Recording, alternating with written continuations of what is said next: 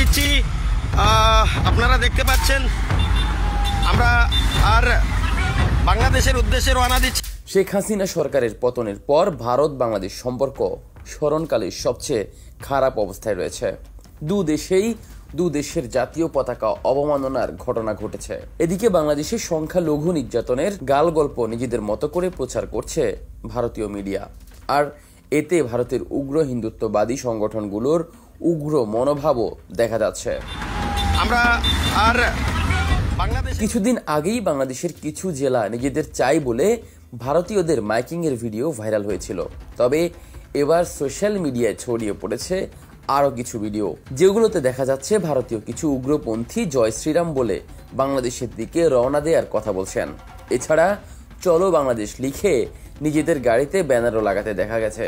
এখানেই ক্ষান্ত হননি তারা, ভারতীয়দের আহ্বানও জানাচ্ছেন নিজেদের সাথে যোগ দিতে। এদিকে বাংলাদেশের দক্ষিণের জেলা ফেনীর পরশুরামের বিলোনিয়ার একটি স্থলবন্দরের ভিডিও সোশ্যাল মিডিয়ায় ঘুরছে, যেখানে ভারতীয়দের সীমান্ত আইন ভঙ্গ করে সীমান্তে এসে বাংলাদেশের প্রতি হ্যান্ড মাইকে উস্কানিমূলক বক্তব্য দিতে দেখা গেছে। তবে অনেকেই মনে করছেন এগুলো নিছক উস্কানি ছাড়া কিছুই নয়। তারা এসব উস্কানিতে কান না দিতে বাংলাদেশিদের প্রতি অনুরোধও করেছেন। তবে এখন দেখার বিষয় ভারত বাংলাদেশের এই তিক্ততা কোথায় গিয়ে পৌঁছায়। আমরা রওনা দিচ্ছি।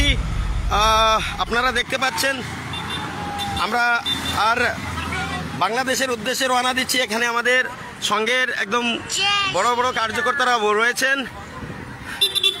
এই যে গাড়ি দেখতে পাচ্ছেন আপনারা। জয় শ্রীরাম। अरे भाई आवाज दूर दूर तक जाना चाहिए। जय श्रीराम, जय जय श्रीराम। আরেকটা গাড়ি রয়েছে।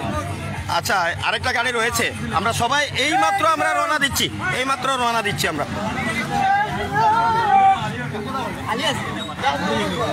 ফিঙ্গুদা কই? ফিঙ্গুদা